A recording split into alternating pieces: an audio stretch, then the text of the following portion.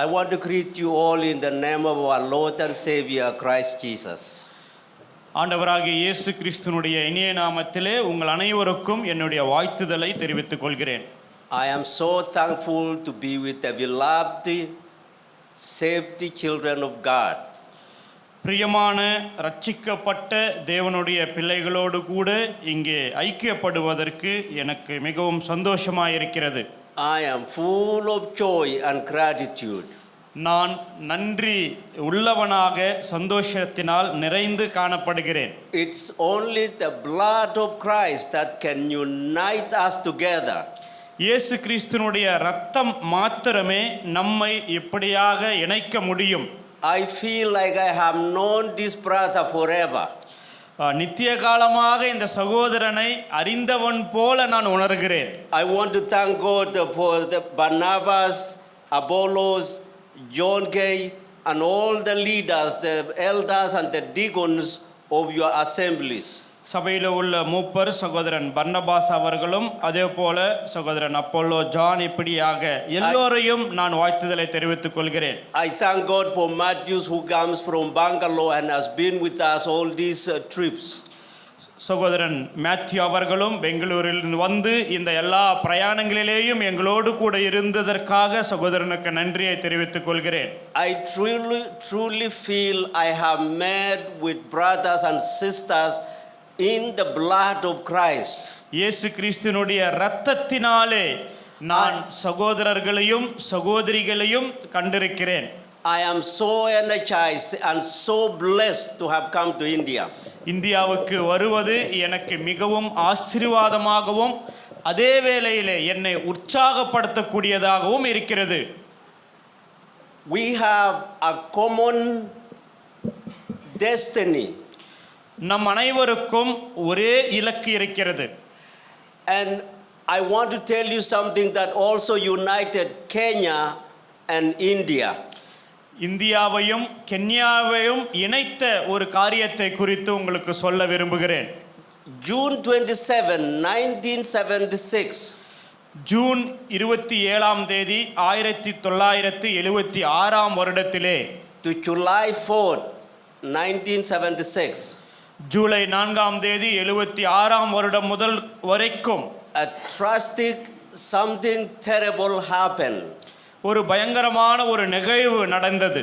Air France from Tel Aviv to France was hijacked to Uganda. டெல் அவீவிலிருந்து பிரான்சுக்கு சென்று கொண்டிருந்த ஏர் பிரான்ஸ் விமானம் அது ஹைஜாக் செய்யப்பட்டு உகண்டாவிலே தரையிறக்கப்பட்டது. By terrorists. அங்கே இருக்கக்கூடிய தீவிரவாதிகள் அதை செய்தார்கள். While in Uganda, the military from Israel had to use Kenya airport strip to go to Uganda to deliver the hostages. அந்த பிணை கைதிகளை விடுதலையாக்குவதற்கு இஸ்ரவேல் இராணுவம் உகண்டாவுக்குள்ளே செல்வதற்கு கென்யாவிலே இருக்கக்கூடிய அந்த ஏர்போர்ட்டுகளை பயன்படுத்தினார்கள். Sometimes crisis and terrible things can bring us together.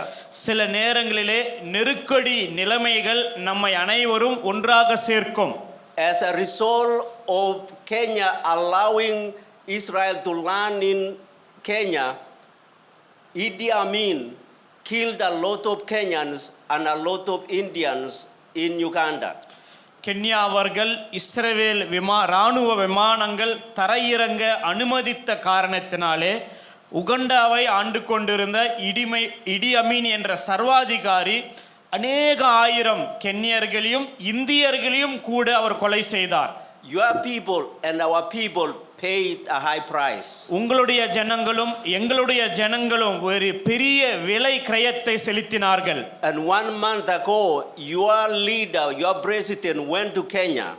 ஒரு மாதத்திற்கு முன்பதாகத்தான் உங்களுடைய ஜனாதிபதி அவர்களும் கென்யாவுக்கு சென்று வந்தார். And he met with the president of Kenya, William Ruto. William Ruto என்ற கென்யா அதிபரை அவர் சந்தித்தார். And renewed their oneness. அவர்கள் ஒன்றாய் இருக்கக்கூடிய அந்த காரியத்தை புதுப்பித்துக் கொண்டார்கள். But that is economic oneness. That's economy to build. அது ஒரு பொருளாதார இணைப்பாய் இருந்தது. But I have come here and I hope and I pray that our being here will build our unity in the blood of Christ. ஆனால் நான் இங்கே வந்திருக்கிற காரியம் ஆண்டவராகிய இயேசு கிறிஸ்துவுக்குள் நம்மை அனைவரையும் ஒன்றாக வைத்திருக்கிறது என்று நான் விசுவாசிக்கிறேன். It is my prayer that in these 10 minutes that I'm going to stand here, that something will click on you, that we can powerfully be more prayerful, be more united, be more passionate about the kingdom of God. இங்கே நான் செய்து கொடுக்கக்கூடிய இந்த கொஞ்ச நேரத்திலே தேவனுடைய ராஜ்யத்திற்காக நாம் இன்னும் வல்லமையாக, இன்னும் ஒற்றுமையாக, இன்னும் ஐக்கியத்தோடு கூட நமக்கு வழி வகுக்கும் என்று நான் புரிந்து கொள்கிறேன். If the blood of hostages united Kenya and India, what about the blood of Christ that will unite us believers together to work as a team for the kingdom of God? பிணை கைதிகளுடைய இரத்தமே கன்யாவையும் இந்தியாவையும் ஒன்றாக இணைக்குமானால் இயேசு கிறிஸ்துவானவருடைய இரத்தம் நம்மை எப்படியாக இணைக்க வேண்டும்? I want to thank God for the young people, இங்கே இருக்கக்கூடிய வாலிபர்கள் அனைவருக்கும் நான் நன்றியை செலுத்துகிறேன். for the boys and girls, boys girls இருவருக்கும், mothers and fathers. பெற்றோர்களுக்கும். The battle here we have is the battle by our knees, prayer. நமக்கு இருக்கக்கூடிய போராட்டம் என்பது, நமக்கு முன்பாக இருக்கக்கூடிய போராட்டம் நாம் முழங்காலிலே செய்ய வேண்டிய ஒரு போராட்டமாக இருக்கிறது. I have faith that the next great evangelists and great preachers will come from India. இந்தியாவிலிருந்து தான் அடுத்த தலைமுறை நல்ல பெரிய பிரசங்கியார்கள் எழும்புவார்கள் என்று எனக்கு பெரிய விசுவாசம் உண்டு. Men and women who will kneel and trust and passionately pray that God will bring revival. ஆண்களும் பெண்களும் தேவன் ஒரு எழுப்புதலை உண்டாக்க வேண்டும் என்று ஒரு உற்சாகத்தோடு ஜெபிக்க வேண்டும். I want to thank you for allowing us to share with you this morning. இந்த வேளையிலே உங்களோடு கூட சேர்ந்து தேவனுடைய வசனத்தை பிரசங்கிக்க எங்களை அனுமதித்ததற்காக உங்களுக்கு நன்றியை செலுத்துகிறேன். Therefore, my text this morning comes from Mark 8 verse 36. Mark, the book, the Gospel of Mark. Mark எழுதின சுவிசேஷம் 8வது அதிகாரத்திலிருந்து இந்த காலை செய்திக்கான வேத வசனமாய் இருக்கிறது. And we will open also Matthew and we'll also open Genesis, but let's start with Mark 8:36. Mark எழுதின சுவிசேஷம் 8வது அதிகாரம் 36வது வசனம். மனுஷன் உலகம் முழுவதையும் ஆதாயப்படுத்தி கொண்டாலும் தன் ஜீவனை நஷ்டப்படுத்தினால் அவனுக்கு லாபம் என்ன? The question that Jesus Christ said there, for what will profit a man if he gains the whole world and loses his own soul? ஆண்டவராகிய இயேசு கிறிஸ்துவானவர் இங்கே ஒரு கேள்வியை கேட்கிறார். அது என்னவென்றால், மனுஷன் உலகம் முழுவதையும் ஆதாயப்படுத்தி கொண்டாலும் தன் ஜீவனை நஷ்டப்படுத்தினால் அவனுக்கு லாபம் என்ன? I had entitled this message, what is the market value of your soul? What is the value of your soul? நான் இப்படியாகவும் நான் சொல்லுவேன், உங்களுடைய ஆத்துமாவுக்கான விலை என்ன? Soul is the core being housed in your body, the soul that God put in us. தேவன் நமக்குள்ளே வைத்திருக்கிற அந்த ஆத்துமாவானது தேவன் முதல் வெளியேற பெற்றதாக வைத்திருக்கிறார். The Bible tells us human beings has a body, has hands and legs, but also has a soul. வேதம் நமக்கு இப்படியாக போதிக்கிறது, மனுஷனுக்கு ஒரு சரீரம் உண்டு, அந்த சரீரத்திலே தேவன் ஒரு ஆத்துமாவை வைத்திருக்கிறார். And we get that from Genesis in creation. அதை சிருஷ்டியிலே ஆதியாகமம் புத்தகத்திலிருந்து நாம் பார்க்கிறோம். The creation story, God said, let there be light. அந்த சிருஷ்டியினுடைய காரியத்தை பார்க்கும் பொழுது தேவன் அங்கே வெளிச்சம் உண்டாக கடவது என்று சொன்னார். Let there be animals, let there be creatures, let there be beasts in the air, birds and fish in the ocean. சமுத்திரத்திலே மச்சங்களும் நிலத்திலே மிருகங்களும் உண்டாக கடவது என்று தேவன் சொன்னபோது அவைகள் உண்டாயின.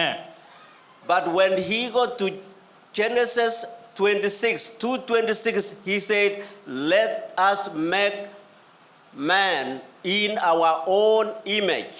ஆனால் ஆதியாகமம் 2ஆம் அதிகாரத்திலே நாம் வாசிக்கிற வண்ணமாக மனுஷனை நம்முடைய சாயலிலே உண்டாக்குவோம் என்று தேவன் சொல்கிறதை நாம் பார்க்கிறோம். I want my brother to read Genesis 1:26. Maybe he has ஆதியாகமம் already முதல் read. அதிகாரம் 26ஆம் வசனம். பின்பு தேவன் நமது சாயலாகவும் நமது ரூபத்தின்படியேயும் மனுஷனை உண்டாக்குவோமாக. அவர்கள் சமுத்திரத்தின் மச்சங்களையும் ஆகாயத்து பறவைகளையும் மிருக ஜீவன்களையும் பூமி அனைத்தையும் பூமியின் மேல் ஊறும் சகல பிராணிகளையும் ஆளக்கடவார்கள். I want him also to read Genesis 2:7. அதே போல 2ஆம் அதிகாரம் 7ஆம் வசனத்தை நாம் வாசிக்கலாம். தேவனாகிய கர்த்தர் மனுஷனை பூமியின் மண்ணினாலே உருவாக்கி ஜீவ சுவாசத்தை அவன் நாசியிலே ஊதினார். மனுஷன் ஜீவாத்மாவானான். I want you to see, and I am sure you know the creation story, and I want you to see the difference when he created all other creatures. There was a different shift in 26. சிருஷ்டிப்பின் காரியம் உங்கள் அனைவருக்கும் தெரியும், நன்றாக அறிந்திருக்கிறீர்கள். ஆனால் தேவனுடைய சிருஷ்டியிலே நாம் பார்க்கும் பொழுது எல்லாவற்றையும் எப்படி சிருஷ்டித்தார், மனிதனுடைய சிருஷ்டிப்பில் இருக்கக்கூடிய வித்தியாசத்தை நீங்கள் காண வேண்டும். A tremendous change where God put the plural, let us make man in our own image. When it is man, when he say let us make man, it is inclusive. Man is in general human being. And now he's using let us make man, the triune head God, the Father, the Son, and the Holy Spirit together. Let us make man in our own image. மனிதனுடைய சிருஷ்டிப்பிலே பார்க்கும் பொழுது திரியேக தேவனுடைய கிரியையை நாம் பார்க்கிறோம். பிதாவாகிய தேவனும் குமாரனாகிய இயேசு கிறிஸ்துவும் பரிசுத்த ஆவியானவராகிய தேவன் மூவருமாக சேர்ந்து நமது சாயலாகவும் நமது ரூபத்தின்படியேயும் மனுஷனை உண்டாக்குவோம் என்று சொல்லக்கூடிய ஒரு காரியத்தை நாம் பார்க்கிறோம். That extremely separates human being from all other creation. இந்த சிருஷ்டிப்பு காரியம் என்பது மனுஷனை மற்ற எல்லா சிருஷ்டியிலேயும் விசேஷித்ததாக காண்பிக்கக்கூடியதாக இருக்கிறது. You and I are the only creatures created in the image of God. நீயும் நானும் மட்டுமே தேவனுடைய சாயலிலே சிருஷ்டிக்கப்பட்ட ஒரே சிருஷ்டியாக இருக்கிறோம். They call in Greek imago Dei, image of God. Imago Dei, of course, forget about it. It's a Greek. கிரீக்கிலே ஒரு வார்த்தை இருக்கிறது, இமடிகோன்னு. We bear the very image of our creator.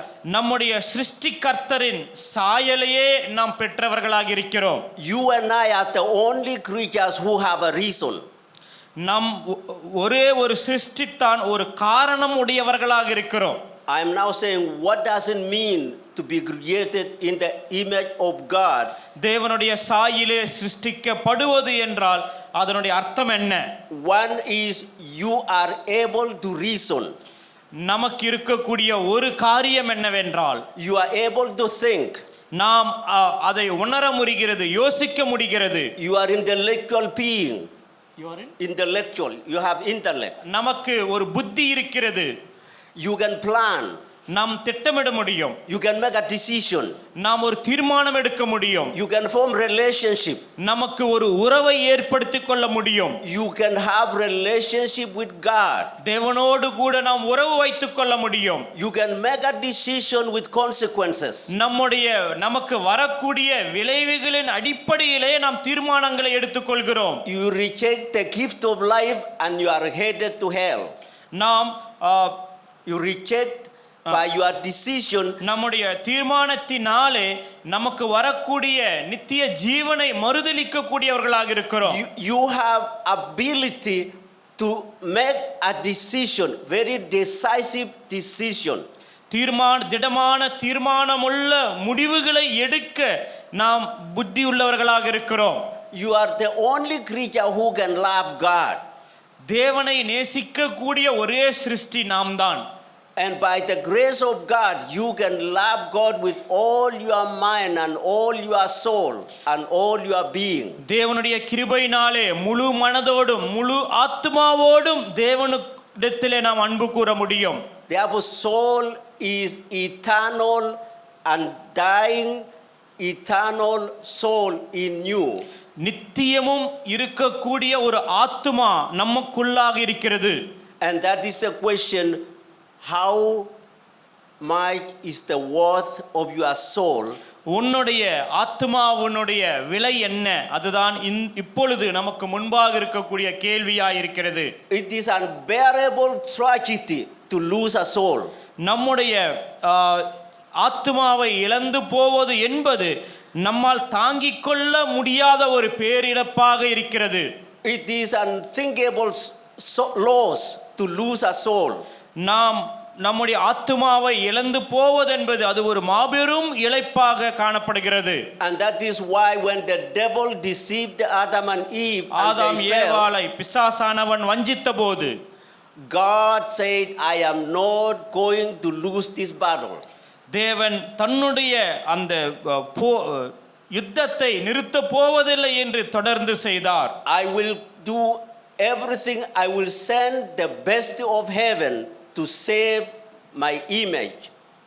என்னுடைய சாயலிலே சிருஷ்டிக்கப்பட்ட மனிதனை நான் ரட்சிப்பேன் என்று தேவனே இறங்கி வந்தார். And God spared nothing. தேவன் எதையும் விட்டு வைக்க மாட்டார். He put everything online. எல்லா காரியத்தையும் சரியான வரிசையிலே செய்யக்கூடியவராக இருக்கிறார். He sent all he had. This only beloved, only begotten Son of God came to die for me and for you. அவருடைய ஒரே குமாரன், அவருடைய நேசகுமாரனை உனக்காகவும் எனக்காகவும் மரிக்கும்படியாக அவர் அனுப்பினார். You may not believe, even if you were the only soul on the face of the earth, Jesus would have come and died for you. இந்த காரியத்தை நீங்கள் யாரும் நம்ப மாட்டீர்கள். ஒருவேளை இந்த உலகத்திலே நீ ஒரே ஒரு மனிதன் மாத்திரமாக இருந்தாலும் கூட இயேசு கிறிஸ்துவானவர் உன்னை ரட்சிப்பதற்காக இந்த உலகத்திற்கு இறங்கி வந்திருப்பார். It is hard for us to comprehend. இது நாம் புரிந்து கொள்வது மிகவும் கடினமானது. It might be difficult for you to believe. It is not. It might be difficult for you to நாம் believe இதை விசுவாசிப்பது நமக்கு கடினமாக இருக்கக்கூடும். that actually the creator of heaven and earth could come for single soul. வானத்தையும் பூமியையும் படைத்த தேவன் பாவியாக இருக்கக்கூடிய மனுஷனுக்காக, சாதாரண மனுஷனுக்காக அவர் இறங்கி வந்தார். But that is the God of the Bible. Bible போதிக்கக்கூடிய தேவன் இவர்தான். That God is not willing that any should perish. அந்த தேவன் யாரும் அழிந்து போக கூடாது என்று விரும்பக்கூடியவராக இருக்கிறார். He is not willing that any of you should be damned in hell with the devil. பிசாசோடு கூட யாரும் அந்த நரகத்திலே இருக்க கூடாது என்று அவர் விரும்பக்கூடியவராக இருக்கிறார். He paid and paid in full. அவர் கிரயத்தை செலுத்தினார், முழுமையாக செலுத்தி முடித்தார். There is no cheap salvation. No easy salvation. நம்முடைய ரட்சிப்பு சுலபமாக நமக்கு கிடைத்தது அல்ல. He paid with a higher price. அவர் ஒரு மாபெரும் கிரயத்தை செலுத்தினார். We have been bought with the precious blood of Christ. ஆண்டவராகிய இயேசு கிறிஸ்துவினுடைய விலையேற பெற்ற இரத்தத்தினாலே நாம் கிரயத்திற்கு கொல்லப்பட்டிருக்கிறோம். And now we have been commissioned. நமக்கு இப்பொழுது ஒரு கட்டளை தேவன் கொடுத்திருக்கிறார். I am so blessed that there are so many families here who come to Christ as a unit. I thank God for the Matthews, for the Barnabas, and for the Johns, and for everyone here, that you have come with your sister, your brother, your mom, your dad. What a joy! நீங்கள் இங்கே நான் உங்களை அனைவரையும் பார்க்கும் பொழுது அனைவரும் குடும்பங்களாக காணப்படுகிறீர்கள். கணவன், மனைவி, பிள்ளைகள், பேரப்பிள்ளைகள், இப்படியாக உங்கள் அனைவரையும் பார்ப்பது எனக்கு மிக மிக சந்தோஷமாயிருக்கிறது. It will be unbearable pain if your sister, your brother will be rotting in hell while you will be enjoying with Christ in heaven. கிறிஸ்துவோடு கூட பரலோகத்திலே நீங்கள் சந்தோஷமாக களி கூறும் பொழுது I have- உங்களுடைய சகோதரனோ சகோதரியோ நரகத்திற்கு சென்று அங்கே பாடு அனுபவித்துக் கொண்டிருப்பது நமக்கு மிகவும் வலியை கொடுக்கக்கூடியதாக இருக்கும். And I love your worship. உங்களுடைய ஆராதனை எனக்கு மிகவும் பிடித்திருக்கிறது. And I love your oneness. நீங்கள் அனைவருக்கும் உங்களுக்கு இருக்கக்கூடிய ஒற்றுமை, I love ஒருமைப்பாடு எனக்கு I பிடித்திருக்கிறது. love your unity. உங்களுடைய ஒற்றுமை. Jesus said the world will know you are my disciple if you have love for one another. நீங்கள் என்னுடைய சீஷராய் இருக்க வேண்டுமானால் ஒருவரிடத்தில் ஒருவர் அன்பு கூற வேண்டும் என்று இயேசு கிறிஸ்துவானவர் சொன்னார். Therefore, my brothers and sisters, ஆகையால் பிரியமான சகோதரர்களே சகோதரிகளே, let us together by prayer and fasting and trusting God be united until Jesus comes. நாம் தேவனை விசுவாசித்து உபவாசித்து அவரிடத்திலே ஜெபிப்போம். தேவன் நம்மை அப்படியாக வழிநடத்துவார். We are still in the war zone. War zone. நாம் ஒரு A part of போர்க்களத்திலே இருக்கிறோம். And the devil has what they call landmines, booby traps. பிசாசானவன் அநேக கன்னிகளை வைத்திருக்கிறான். The devil is still deceiving our brothers and sisters. பிசாசானவன் நம்முடைய சகோதரர்களை சகோதரிகளை இன்னும் வஞ்சித்துக் கொண்டிருக்கிறான். But you, by your prayers on your knees, நீங்கள் முழங்கால் படியிட்டு ஜெபிப்பதின் மூலமாக revival will come from India. எழுப்புதல் என்பது இந்தியாவிலிருந்து புறப்படும். You will change India and you will change the world. நீங்கள் இந்தியாவையும் மாற்றுவீர்கள், உலகத்தையும் மாற்றுவீர்கள். I believe I will see some of you in Kenya, evangelists and preachers and missionaries all over Africa and Bangladesh and everywhere, even Africa, even America now. We need you. சிலரை பிரசங்கியாராக மிஷனரிகளாக நான் நிச்சயமாக கென்யாவிலும் Africa மற்ற இடங்களிலேயும் அமெரிக்காவிலும் வருங்காலத்திலே பார்ப்பேன் என்று நான் விசுவாசிக்கிறேன். May God bless you, brothers and sisters. தேவன் தாமே உங்கள் அனைவரையும் ஆசீர்வதிப்பாராக. Be determined to pray and to trust God. நீங்கள் அனைவரும் தேவனுக்குள் ஜெபித்து அவரை விசுவாசித்து நடவுங்கள். I love you and I know the Lord loves you greatly and deeply and He's going to use you for extension of His kingdom. நான் உங்களை நேசிக்கிறேன், அதைவிட தேவன் உங்களை அதிகமாக நேசித்து வழிநடத்துவாராக அவருடைய ராஜ்யத்தின் விஸ்தரிப்புக்காக. If there is any soul here now, you don't have to raise your hand, you don't have to do anything, you can trust the Lord. இங்கே இன்னும் யாராவது அவரை ஏற்றுக்கொள்ளாமல் இருப்பீர்களானால் நீங்களும் அவரை ஏற்றுக்கொண்டு இருக்க வேண்டும் என்று நான் வேண்டிக் கொள்கிறேன். In your own heart, the Spirit of God knows.